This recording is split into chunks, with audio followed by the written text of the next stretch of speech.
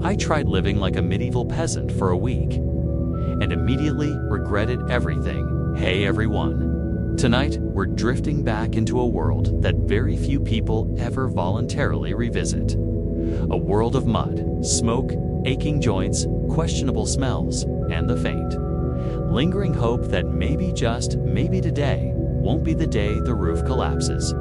So go ahead and dim the lights. Pull your blanket a little closer around your shoulders. Let your breathing soften into something slow, warm, and comfortable, because we're stepping quietly into the life of a medieval peasant. A life I thought I could try for a week, as if it were some trendy lifestyle experiment, only to discover almost immediately that the medieval world did not care about my feelings, comfort, or basic survival. Let's begin gently, drifting into the misty edges of a small medieval village. Not the charming, romanticized version with sparkling streams and cheerful villagers, who somehow own perfect wooden bowls. No, we're going into the real thing. A cluster of huts that leaned like they'd given up on posture sometime around 1273. Narrow, muddy paths that transformed into ankle-deep chaos the moment it rained. Smoke drifting from chimneys that had no intention of directing smoke anywhere except directly into your lungs. Chickens wandering freely like they own stock in the property, and ordinary villagers moving slowly through their morning chores with the tired determination of individuals who had accepted. Long ago, that life was unfair, but at least the bread was decent. My week as a medieval peasant began at dawn, which meant waking up before my brain had even considered the possibility of consciousness. Medieval peasants didn't have clocks, alarms, or the gentle kindness of a smartphone playing calming piano music. They had roosters. Roosters who crowed whenever they wanted, for reasons known only to themselves. Being woken by a rooster is a bit like being woken by someone shouting good morning directly into your soul. It's abrupt, unpleasant, and, unfortunately, extremely effective. I sat up on my straw mattress, the medieval version of a bed, which is basically a crunchy pile of plant material with the texture of optimism and the structural integrity of disappointment. The straw poked through the wool blanket, scratching every part of my body that hadn't already surrendered. And the air inside the hut, well, medieval huts always smelled like a combination of smoke, damp wood, unwashed clothing, and the faint suggestion of animals who had recently shared the same indoor space. Because, yes, medieval peasants slept with their animals. Not in a whimsical Snow White helping the woodland creatures way, but in a we need warmth and the cow is warm way. Before modern heating, the medieval family units sometimes included cows, goats, chickens, and anything else that produced heat and didn't object to sleeping arrangements. So imagine waking up in the dark, your feet cold, your body sore, and a goat staring at you with the quiet judgment of someone wondering why you haven't started the morning chores yet. Once awake, a medieval peasant didn't stretch leisurely or make coffee or scroll through anything. They got up immediately, because the moment you opened your eyes, you were already behind schedule. Water needed fetching, fire needed tending, livestock needed feeding, wood needed chopping, bread needed mixing, and all of this needed to happen before breakfast, which, ironically, consisted of the bread you had to make while still half asleep and slightly resenting the existence of wheat. Let's drift into the firelighting ritual, a task medieval peasants performed with the confidence of people who absolutely did not enjoy the process but had mastered it out of necessity. The hearth was the heart of the home, which is a poetic way of saying it was the only source of heat, light, and cooked food. The fire usually died overnight, leaving only glowing embers buried under ashes. You coax them back to life by blowing gently into the hearth, a process that required patience, lung strength, and a willingness to inhale half the ash in existence. The end result was something like cough, cough, small flame, cough. Existential contemplation. Breakfast, once ready, was typically a piece of coarse bread, dense, dark, and shaped somewhere between loaf and weapon, served with ale or weak beer. Medieval peasants drank beer for breakfast, not because they wanted a party at 6 a.m., but because water was unreliable and beer was safer. Nothing wakes you up like taking a sip of your morning ale and thinking, "Ah yes, hydration that won't kill me." After eating, the day unfolded with the slow inevitability of a to-do list written by someone who disliked you. Medieval peasants worked from sunrise to sunset, with breaks only long enough to keep them alive and marginally functional. There were no weekends. No holidays that didn't involve fasting or extra labor, and certainly no concept of I need a mental health day. The medieval version of a mental health day was sitting quietly for 5 minutes while pretending you weren't about to cry into your grain porridge. Let's drift, slowly, into the fields because this is where most peasants spent their days. The air was cold. The ground was uneven. Tools were simple: wooden plows, iron-tipped hoes, sickles, and scythes that required careful handling unless you wanted to have the medieval equivalent of a very bad day. Work was repetitive, physically exhausting, and performed under the watchful eye of nature, which alternated between benevolent warmth and the kind of rain that made you wonder whether the sky was working through unresolved emotional problems. And then there was the Lord.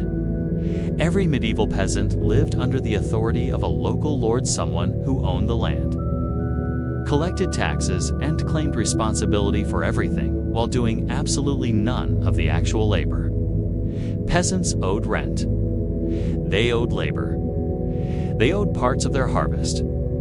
They owed random fees for things like using the Dick's mill or getting married or existing in a way that impacts the estate. Living under a medieval lord was like having a landlord who charged you for breathing. One of my early tasks during this week-long experience was carrying water from the village well. This involved walking with a wooden bucket that became heavier with every step you took. Medieval peasants developed strong arms, not from exercise, but from the constant reality of transporting either water, food, wood, or regret from one place to another. Water was precious. You needed it for drinking, cooking, washing, and brewing. Every household trip to the well was accompanied by neighbors exchanging gossip because medieval villages ran on gossip, the way modern society runs on Wi-Fi. Laundry was another ordeal. Peasants washed clothes in cold water using lye soap, which was effective in the same way medieval medicine was effective. It mostly didn't kill you. The process involved soaking, scrubbing, beating the clothing with wooden paddles, wringing it out, and hanging it to dry in a sun that occasionally cooperated. Clothes smelled better afterward. Theoretically, but the hardest, most soul-crushing part of medieval peasant life wasn't the work. It was the constant awareness that everything could go wrong at any moment. A bad harvest, a cruel winter, a sick animal, a roof collapsing, an illness sweeping through the village, a tax increase, a storm washing away crops. Life was fragile. Predictability was a luxury now. Let's drift into one of the more surprising aspects of medieval life: meals. Lunch, if you can call it that, was a simple affair: bread, cheese, maybe some onions or leeks. If you were lucky, a stew simmered over the fire, mostly vegetables. Occasionally, a piece of meat floating through like a rare visitor. Stews simmered for days, becoming thicker and heartier as new ingredients were added. Recipes weren't written, they evolved accidentally, and after lunch came more work, more fields, more repairs, more chores. There was always something that needed doing: roof patches, fence mending, tool sharpening, animal care, and whatever task someone remembered at the last minute. Medieval peasants moved through their days with the resigned energy of people who knew that the moment they finished one task, Another would appear like an unwanted surprise. By the time evening arrived, peasants were exhausted. The sun dipped. Shadows stretched. Smoke curled upward from huts as fires were rekindled for dinner. People gathered inside, eating slowly, talking softly, and allowing their bodies to unwind from a day that offered no rest. And then, bedtime. Medieval bedtime happened early, partly because darkness arrived suddenly. Partly because candles were expensive, and partly because peasants were too tired to remain conscious. They fell asleep on straw mattresses wrapped in wool blankets, surrounded by family members and sometimes livestock. The hut creaked and settled. The fire dimmed. Outside, the wind brushed against the thatch roof while owls called softly in the distance.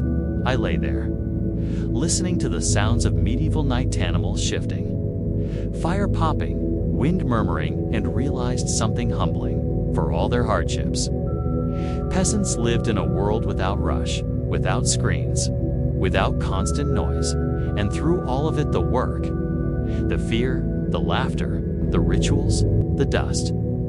The music pharaohs took credit for everything. A good flood. Pharaoh did it. A good harvest. Pharaoh's blessing. The sun rising. The pharaoh's cosmic responsibility, apparently. Egyptians knew better, of course. They understood who carried the water, who baked the bread, who built the homes, who grew the grain. But they also understood the value of letting powerful men believe whatever kept them calm and inside their palaces. What happened to medieval orphans? Hey everyone! Tonight, we're drifting back to a time when the word welfare meant whatever the nearest monastery could be bothered to offer. So, settle in, dim the lights, maybe make some tea, or at least pretend to. Because tonight, we're exploring a question that doesn't often make it into the grand epics of knights and kings. What happened to the children left behind? What happened to medieval orphans? Now, I know what you're picturing. A sad, soot-covered child holding a crust of bread, maybe looking wistfully at a castle in the distance. That's not wrong. But it's also not the full story, because the truth is, orphanhood in the Middle Ages wasn't a clear category. It was more of a spectrum. You could lose both parents, or just one. You could be technically adopted, or merely tolerated. And whether you lived or died often came down to who noticed you first. The church, a relative, or no one at all. Let's start by setting the scene. Europe in the 12th and 13th centuries was, in a word, unstable. There were wars, plagues, famines, and the occasional enthusiastic crusade, all of which had the same unfortunate side effect. They made a lot of orphans. No medieval census ever counted them. Of course, paperwork wasn't exactly a priority when half the scribes were monks debating the finer points of Latin grammar. But some historians estimate that in certain regions, 1 in 5 children could expect to lose a parent before adulthood. And that's just the baseline. In bad years, like plague years, or war years, or famine years, which was most of them, that number soared. So what did society do with these children? Well, first, it tried very hard not to notice them. Part 2, the family. If you were lucky enough to have one, if a medieval child lost one parent, the other usually remarried. That might sound like a hopeful start. A fresh beginning, a new home, perhaps even a stable family.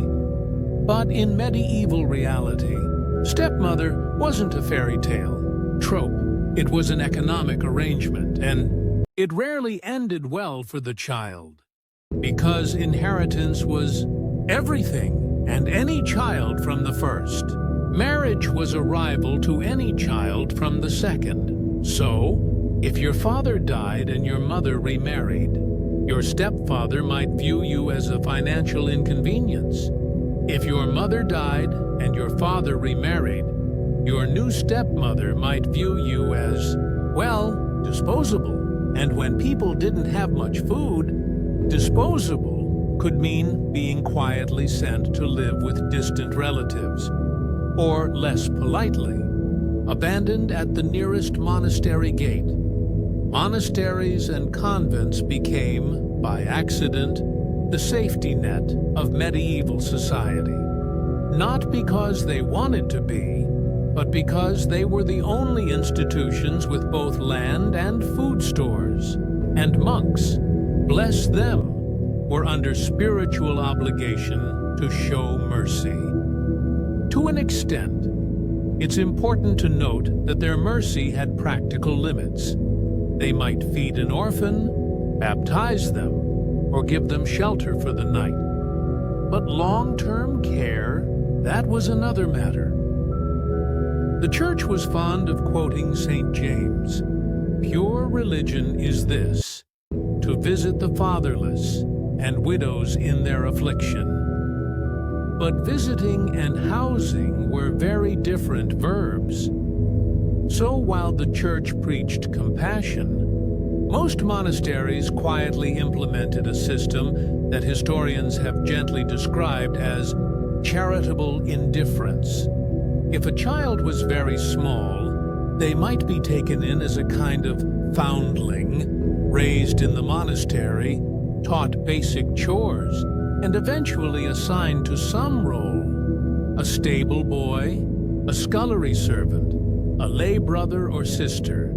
This was the medieval equivalent of social mobility. You weren't free, but you were fed, and that was considered a win. For slightly older children, however, things got trickier. No one wanted a 10-year-old with trauma and no trade, so monasteries developed a quiet custom. They would keep the child for a few weeks, perhaps a month, and then send them away, usually to work, sometimes far away, sometimes never seen again. Because by the 13th century, Europe had discovered something new: the idea of child labor as training. Part 3.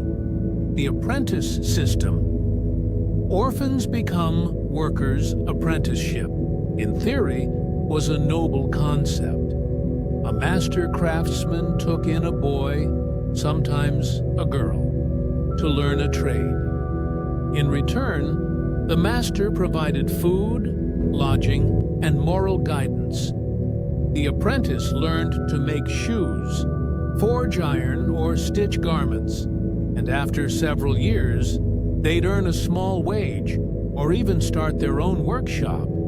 It sounded ideal, and for middle-class families, it often was. For orphans, though, it was a little less about training and a little more about indentured servitude. Guilds loved orphans. They were cheap, obedient, and had no parents to complain when they were mistreated. Many orphans entered apprenticeships not by choice, but by decree. City councils, monasteries, or local lords would assign them to masters who needed labor. Some were treated kindly, others were beaten for every mistake and fed only scraps. But they worked, and that was, from the city's perspective, all that mattered. It's worth noting that childhood as a concept didn't really exist yet. Children were seen as small adults. Smaller, yes, but fully capable of labor. The idea of play, or emotional development, or education was generally reserved for the wealthy. And even then, education often meant memorizing psalms and learning Latin grammar you'd never use.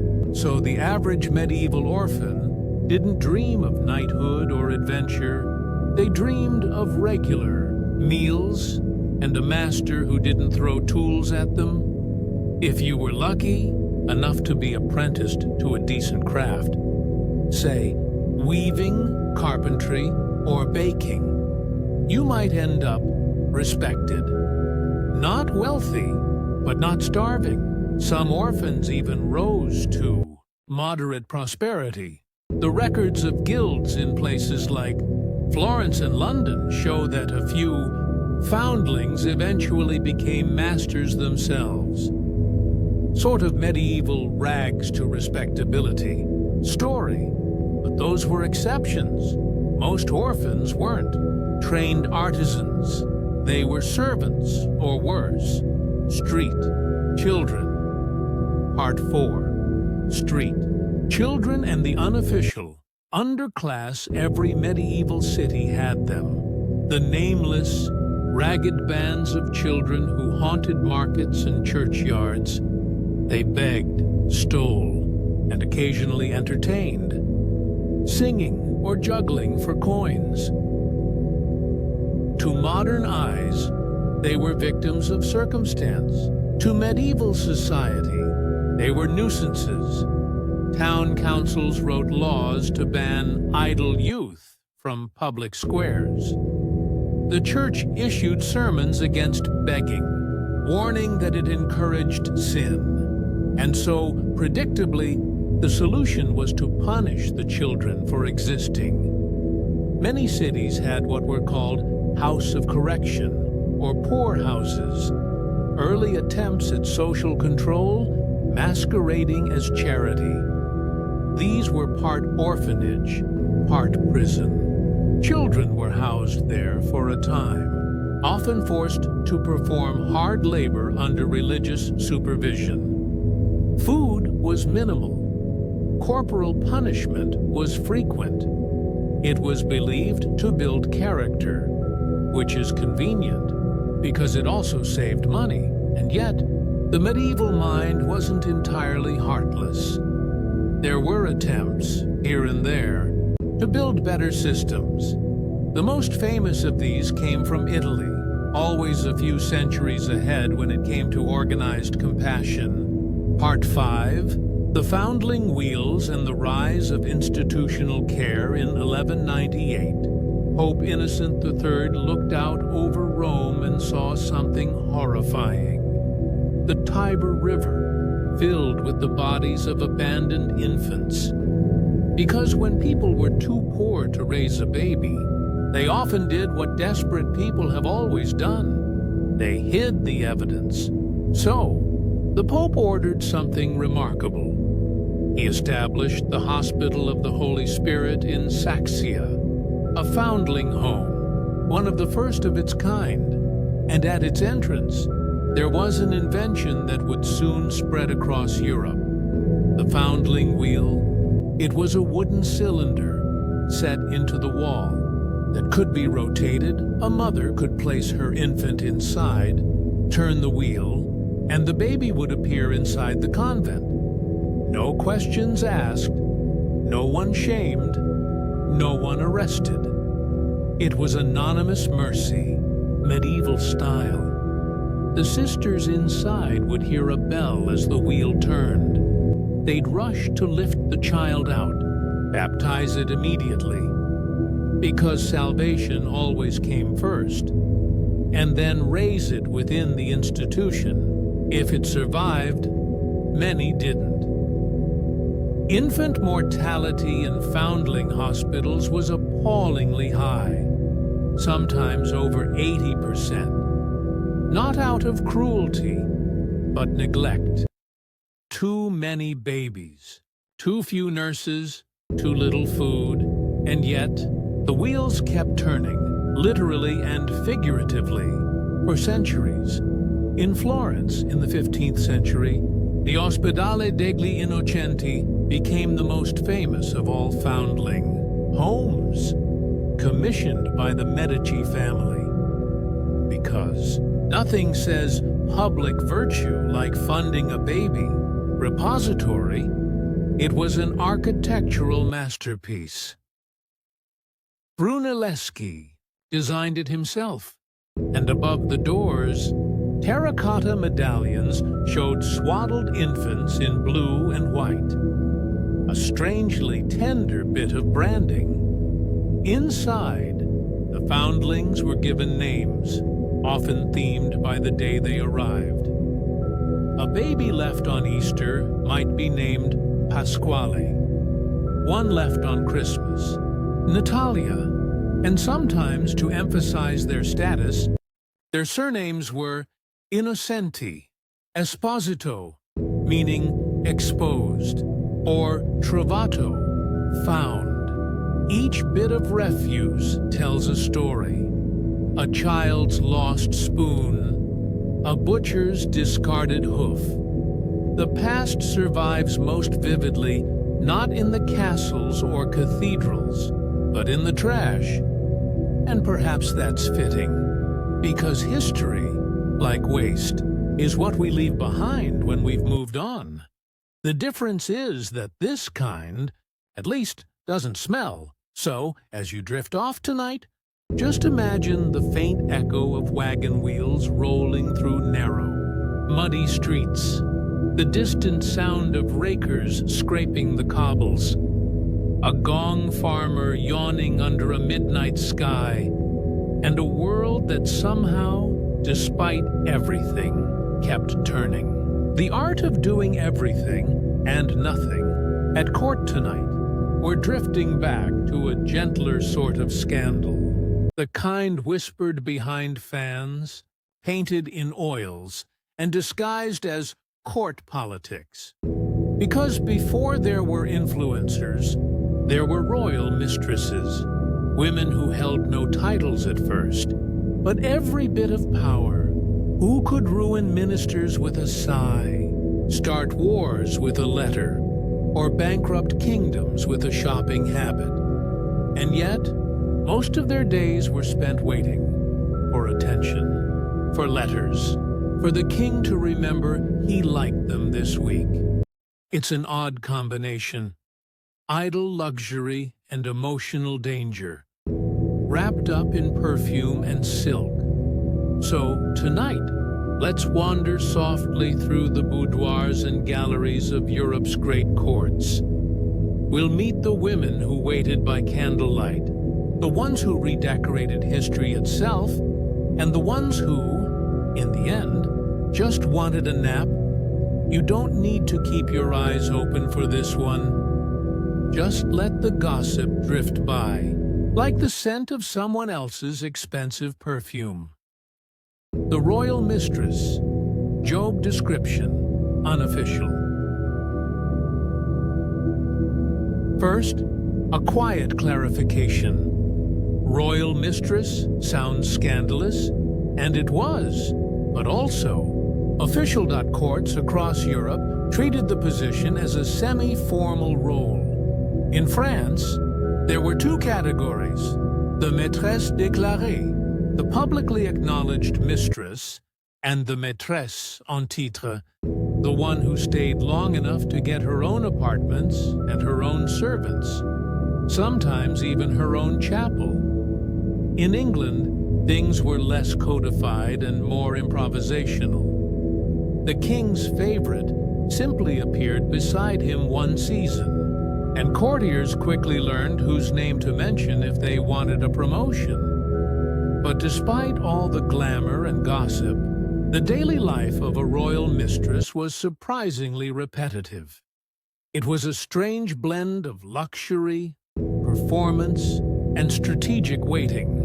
They were, in a way, full-time courtiers, paid in jewels, terrified of boredom. Mornings at Versailles, or How to be Beautiful. Before noon, let's start with 17th and 18th century France, where royal mistressing became an art form. Imagine waking up in silk sheets, sunlight filtered through embroidered curtains, with servants hovering silently.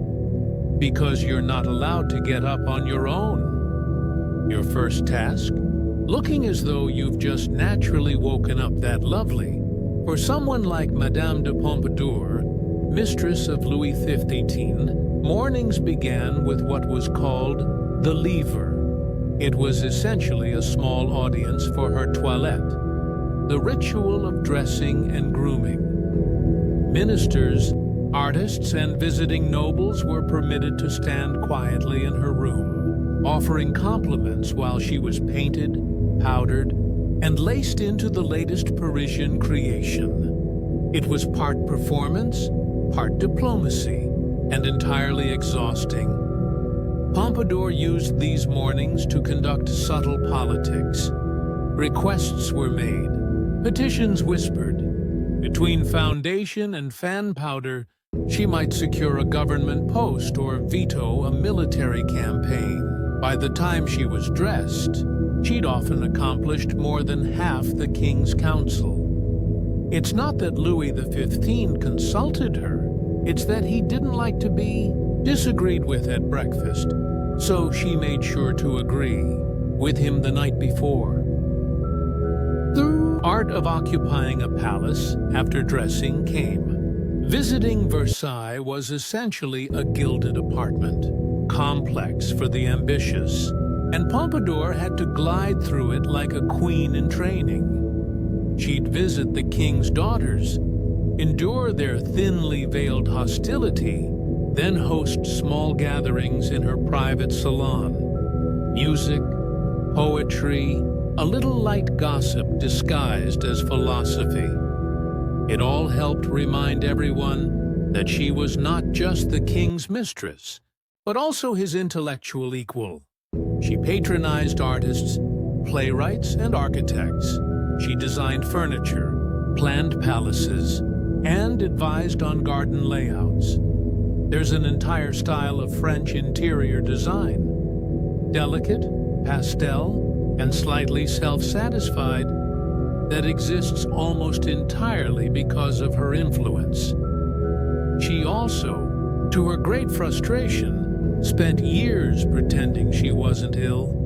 The truth was, Pompadour was frequently unwell, exhausted by court politics, and perhaps the effort of being perfect every day.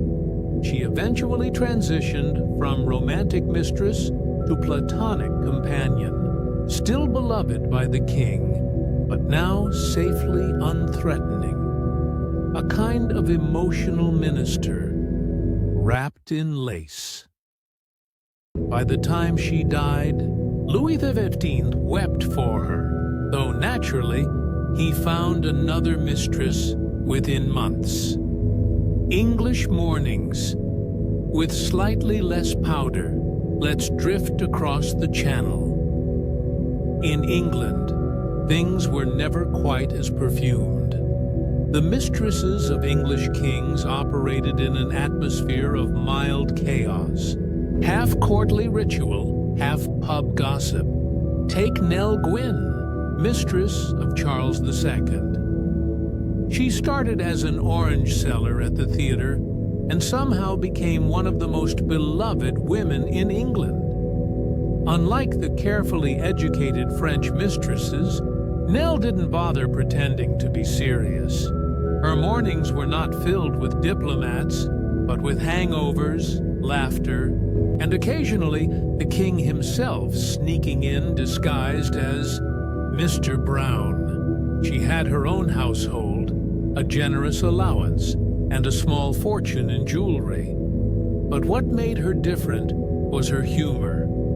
Calm, disarming, and occasionally lethal. When another mistress, the grand and Catholic Louise de Querouaille, was publicly booed, Nell stepped out of her carriage and called to the crowd, "Pray, good people, be civil. I am the Protestant whore." And the crowd cheered. It's hard not to admire that. She managed to be a royal mistress, and still, somehow, the people's favorite. But behind the laughter, her days were ordinary, riding, shopping, writing letters to the king, and managing the estates he gave her. She raised their children, supervised servants, and occasionally worried about her finances, because royal favor could vanish overnight. That's the quiet tragedy of royal mistresses. Their fame was breathtakingly fragile. The boredom of power. If you were the king's mistress, your greatest enemy wasn't scandal, it was tedium. Kings were busy, or at least distracted. You might see him for an hour in the evening, a dinner, a walk, a private conversation that everyone knew about. The rest of the time, you existed in a strange half-light, adored publicly, ignored privately, expected to remain charming through both. You couldn't take other lovers. Of course, you couldn't leave court without permission. You couldn't even be too happy, because that might suggest you didn't need the king. So you filled your days with projects, collecting porcelain, writing letters, commissioning portraits, founding charities that politely reminded the world you still existed. Madame de Maintenon, who began as the governess to Louis XIV's children and ended as his secret second wife, spent much of her day running a school for poor noble girls. It was her way of doing something meaningful, though it was also, quietly, a way to keep herself occupied while the king grew old and her influence waned. She once wrote to a friend, "I have the misfortune to be neither married nor unmarried." That's not just a complaint. It's a perfect summary of what royal mistresses often were. Not wives, not courtiers, not free, just ornamental power waiting to fade. The politics of breakfast meals were crucial. At Versailles, dining with the king was equivalent to being announced to the universe. A single invitation to breakfast meant you were in favor, and a missed one meant you might soon be redecorating a convent cell. Mistresses controlled access. They could recommend someone for a post, or remove them entirely, all over a plate of sweet rolls. Madame du Barry, who followed Pompadour as Louis XV's mistress, understood this perfectly. She used her morning audiences to grant favors and punish enemies with the same gentle smile.